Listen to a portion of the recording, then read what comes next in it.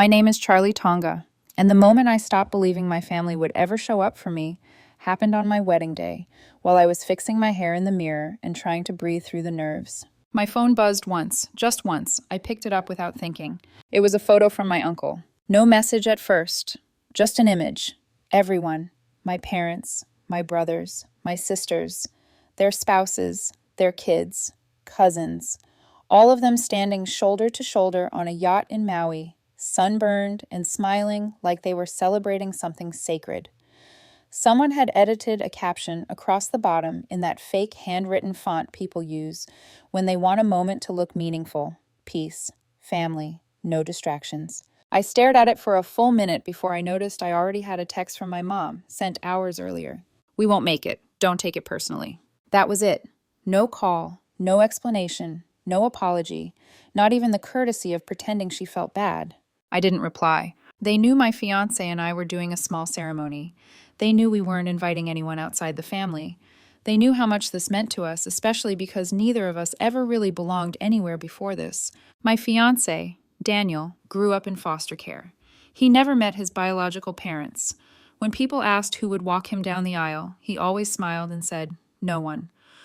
Not in a sad way, just honest. And me, I had a family, but they never really saw me. Not the way you're supposed to be seen. I was the quiet one, the reliable one, the one who paid for things silently and didn't ask questions, the one who was tolerated, not cherished. My whole life, I told myself that was just how families worked. You show up, you help, you don't complain, and maybe one day they'll notice. While I was standing there adjusting my dress, they were toasting cocktails in the Pacific. I didn't tell Daniel about the photo. He could tell something was wrong, but he didn't ask. He just looped his arm through mine and said we should go. The ceremony was small, quiet, bare, if I'm being honest. A few people from work showed up, more out of obligation than closeness. There was no music, no laughter, just the sound of waves in the distance, and two people trying to make the best of what was supposed to be the most important day of their lives. That night, we sat on the balcony of the Airbnb we'd rented. The city lights were beautiful, but the air felt cold. Not because of the weather, because I knew something had shifted and it wasn't coming back. Daniel didn't say much until I closed my laptop after checking emails. He looked at me and said, "If you let them treat you like this now, they'll never stop." That was it, one sentence, but it hit harder than anything my family had ever said to me. So I opened my laptop again. I revoked access to the Family Emergency Fund, the one I created 5 years ago when my parents were drowning in debt and my siblings kept asking for just a little help. One by one, I removed their names, every single one of them. Gone. Daniel didn't cheer. He didn't smile. He just sat beside me and let me work. But I didn't stop there. That night, I locked down every shared investment, every co-signed account, every asset I'd let them attach themselves to back when I still believed we were a unit.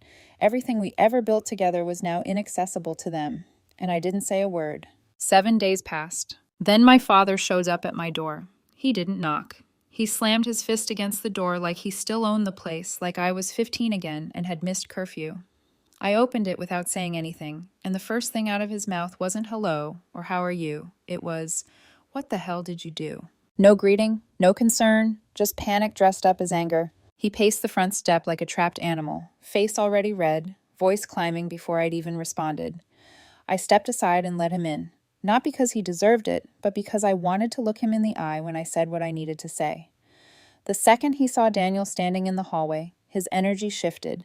His jaw tightened, his eyes narrowed, and then he pointed at him and said something ugly, not subtle, not ambiguous, something about Daniel getting in my head, poisoning me, turning me against my own blood. I stepped between them without thinking. "You're not going to talk to him like that. Ever." He laughed, like I was being dramatic, like this was a tantrum I'd cool down from once he explained. He started talking fast, throwing out excuses. The trip had been planned for months. The timing was bad. The wedding came out of nowhere. I reminded him we sent invitations 2 months earlier. No one responded, not one of them. His voice got louder. He said I was overreacting, said a wedding was just a day, and then he said the line I'd heard my entire life, the one that always shut me up before. "You're still part of this family, whether you like it or not." I looked at him and felt something click into place. "Not anymore," I said. He turned back to Daniel, trying again, accusing him of dragging me down, of wanting my money, of isolating me, so I'd have no one but him. Daniel didn't respond. He just stood there, calm, solid. And for the first time, I saw how small my father looked when his usual intimidation didn't work. I told him Daniel was the first person who ever made me feel like I wasn't just someone to tolerate, that he'd never asked me for money, never guilted me, never made me feel like love was something I had to earn. I didn't yell, I didn't raise my voice. I just said, "Get out." He didn't move at first. He stared at me like he was waiting for regret to show up on my face. It didn't. I repeated myself, "Leave." He slammed the door so hard the frame shook. We stood there in silence for a long time after that. I waited for the regret, that old familiar ache, the one that always followed when I chose myself over keeping the peace. It didn't come. The next day, my phone started ringing. My mom first, then my oldest brother, then my sisters. They all took turns telling the same story with different words. It was a misunderstanding. I'd gone too far. I was letting one event destroy years of closeness. There was never closeness. I didn't answer any of them. I didn't want more lies wrapped in concern. Instead, I sent one message in the family group chat, a chat they usually only used when someone needed something from me. "You chose a yacht over my wedding. Enjoy the ocean." No one replied. Not that day, not the next. That night, Daniel and I sat on the couch eating leftovers and watching a show we barely paid attention to. In the middle of it, I said something I hadn't planned. "Let's leave, just for a while. Los Angeles, maybe." He didn't ask why. He didn't hesitate. He just said, "Okay." 4 days later, we were gone. We didn't announce it. There were no dramatic goodbye messages, no cryptic social media posts, no long explanations meant to soften the blow.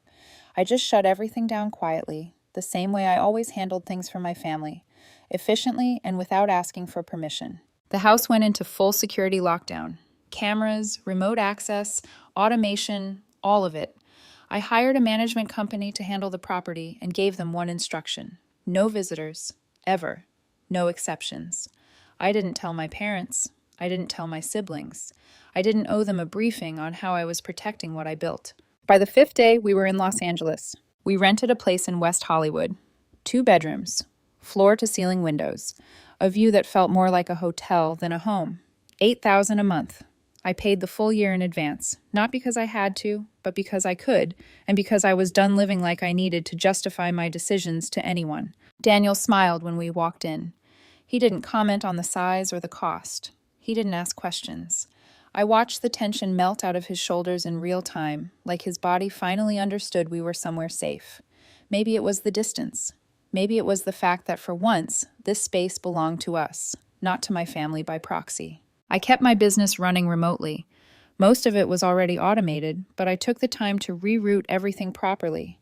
New accounts, new servers, no shared access, no joint ventures, no legacy systems tied to the family network. I severed every remaining financial connection I could find, every invisible thread that still linked me to them. Because once upon a time, I believed we were a unit. I expected backlash. I think a part of me even wanted it, some final explosion that would make everything clear and final. Instead, there was silence. 2 weeks passed before the calls started again. My oldest brother called first. He was always the one who reached out when someone needed money but didn't want to ask directly. He said he just wanted to talk, but the moment I answered, the guilt poured out. Our parents were struggling. They'd come back from the trip to find everything locked. No access to funds, no emergency reserves. My dad couldn't even refill a prescription because the card was frozen. I asked him one question. "Why did you think it was okay to abandon me on the most important day of my life?" He paused. Then he said, "It was just a wedding." I hung up. The next call was from my sister, the one who always told people we were the closest. Even though she only showed up when she needed help moving or had another unpaid ticket, she tried a softer approach. She said Mom was crying, that Dad hadn't slept, that everyone thought I was being manipulated by a man with no roots.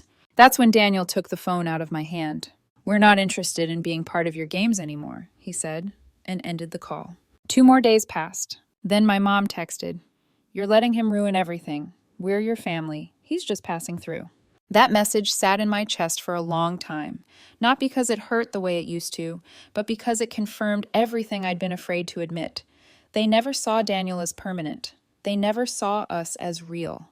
They thought he was temporary. And maybe worse, they thought I still needed their approval to build a life without them. That night, I told Daniel I wasn't going back. Not to them. Not to that house. Not to the version of myself who believed love had to be earned through loyalty and silence. He nodded and said, "Good." We opened a bottle of wine and sat on the balcony watching the city glow. For the first time in years, no one was asking me for anything. No one was reminding me what I owed. No one was pretending I only mattered when I was useful. It was quiet and I wasn't lonely. I should have known the quiet wouldn't last. It was 5 weeks after we moved to Los Angeles. Things had finally started to settle into something that felt almost normal. Daniel was sleeping better. I was working without that constant low-level anxiety humming in my chest. There were even moments during the day when I didn't think about my family at all, which felt like a small miracle. Then my phone rang at 3:12 a.m. Unknown number. Normally, I would have let it go to voicemail, but something in my half-awake brain told me to answer. The voice on the other end was shaky, rushed, and familiar enough to make my stomach drop. "Charlie," he said, "your house is gone." It was Mark, my old neighbor. We weren't close, but he had my number in case anything serious ever happened. He didn't waste time explaining gently. He just said it. There was a fire. It started fast. By the time the trucks arrived, the place was already collapsing. He said it didn't look right. Too quick, too clean. They were saying electrical, but he didn't buy it. I sat straight up in bed. "What do you mean, gone?" I asked, even though I already knew. "Completely," he said. "There's nothing left." I hung up and opened the security app on my phone. All 6 camera feeds were black. Dead. I checked the system logs. The last recorded motion was at 2:47 a.m. Then everything dropped to 0. No signal, no error message, just silence. Daniel was awake now, watching me from across the bed. He didn't ask what happened. He didn't interrupt. He just waited.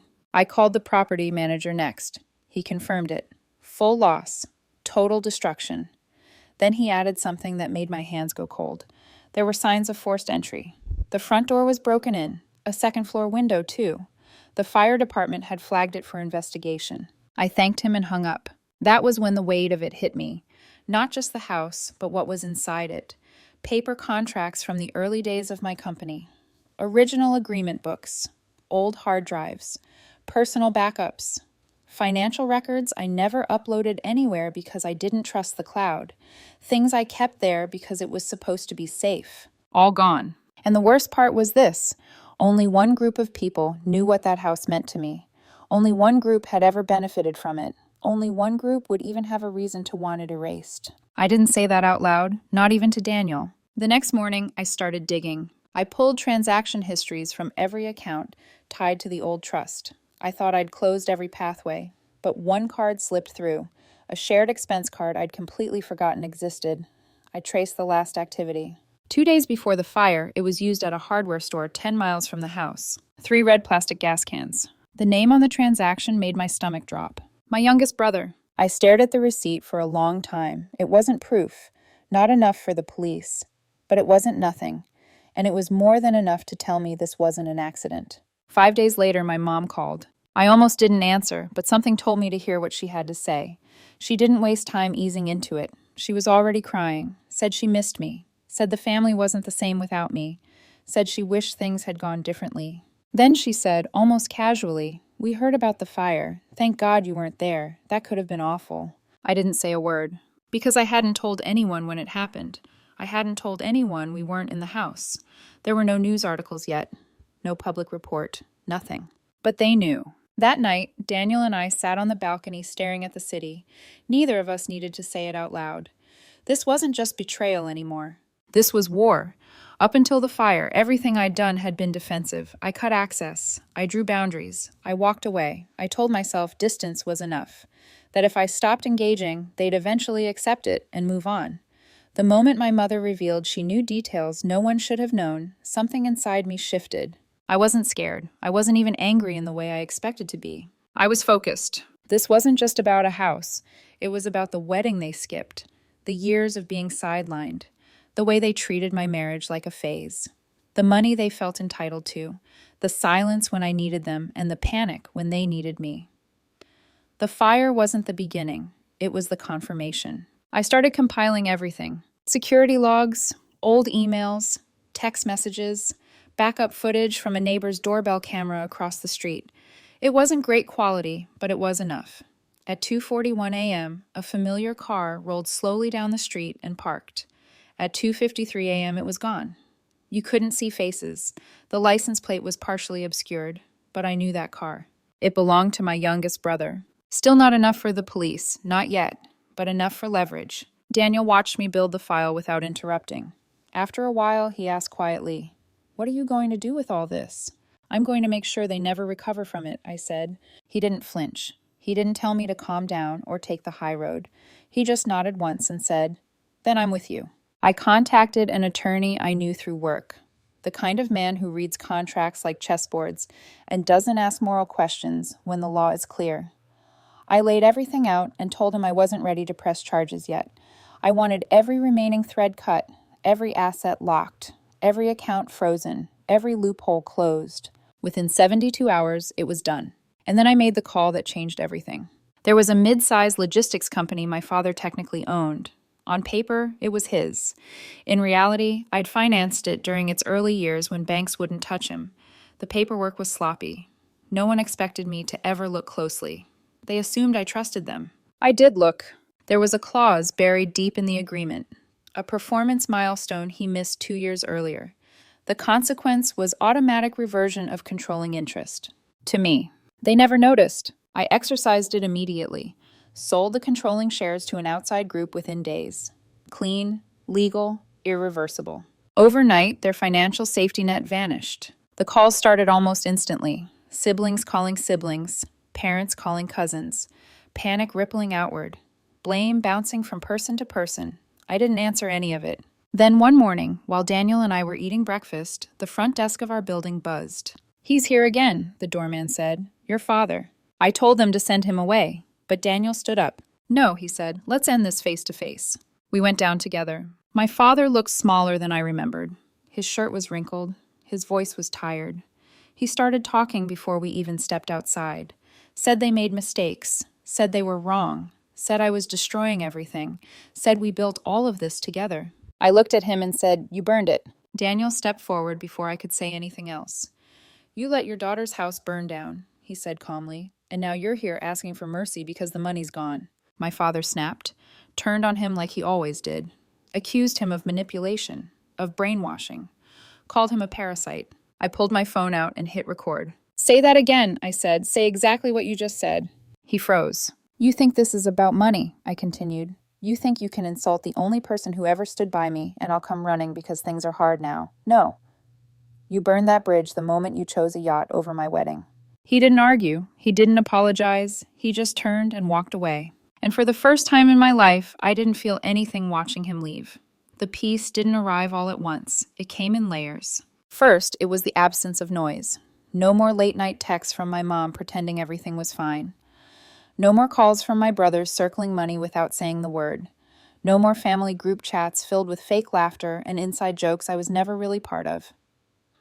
The silence felt strange at first, like stepping into a room after the music stops.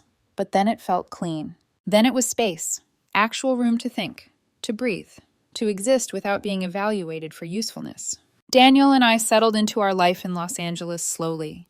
The apartment felt temporary at first, like borrowed air, but that faded. It became ours in small ways. A chipped mug he found at a thrift store and insisted was perfect. The way the morning light landed on the kitchen table. A blanket I bought because he kept stealing mine. Little things that didn't ask permission to matter. Work stabilized in a way I hadn't expected. Once I pulled the last tangled roots of my family out of the business, everything ran smoother. Fewer hands reaching in. Fewer emotional landmines. Better focus. Better decisions. I built new partnerships that were clean and transparent, no favors owed, no guilt baked into the contracts. For the first time, I was building something entirely mine. Daniel started sketching again. He hadn't done it in years. I'd catch him by the window with his hair tied back, pencil smudges on his fingers, completely absorbed. Seeing him like that made my chest ache in a good way. Free, unburdened. One evening, we were walking through Runyon Canyon just before sunset. His arm was looped through mine, and we were talking about nothing and everything. Then he said, almost casually, "You know, If none of this had happened, the wedding, the fire, all of it, we'd still be there, wouldn't we? He wasn't asking, he was stating a fact. And he was right. I would have kept waiting for them to change, kept convincing myself that next time would be different, kept shrinking to fit a family that only valued me when I was useful. It took everything burning down for me to finally stop rebuilding the same house. The following week, we got married again. Not legally. We'd already signed the papers. This was just for us. We rented a small rooftop in Silver Lake. 2 friends showed up. No photographer, no speeches, just handwritten vows and a kiss as the sun dipped behind the hills. No seating chart. No disappointment. No pretending. Afterward, we walked to a taco stand and ate, sitting on the curb in our wedding clothes, laughing at nothing. I realized I hadn't checked my phone once. That night, back at the apartment, I opened my laptop one last time. The old trust account was still technically active. A small amount of money sat there, residual, forgotten. I'd avoided deciding what to do with it. I knew now. I donated every cent to a private scholarship fund for former foster kids trying to start businesses. No name attached, no announcement, just gone. When I closed the laptop, Daniel looked up from the couch and said, "You look lighter." "I am," I told him, and I meant it. There was a version of me I carried for years, the one who wanted to belong, the one who thought love was something you earned by staying quiet and paying the bill. That version wasn't angry or bitter, it was just tired. And it's gone now. In its place is this: quiet mornings, work that doesn't drain me, a man who never once made me feel small, a life that doesn't require permission. They may have thought they were punishing me when they abandoned me on my wedding day. Maybe they thought the fire would break me, that I'd come crawling back, desperate to be included again. All they did was give me the reason I needed to walk away for good. And now I'm free.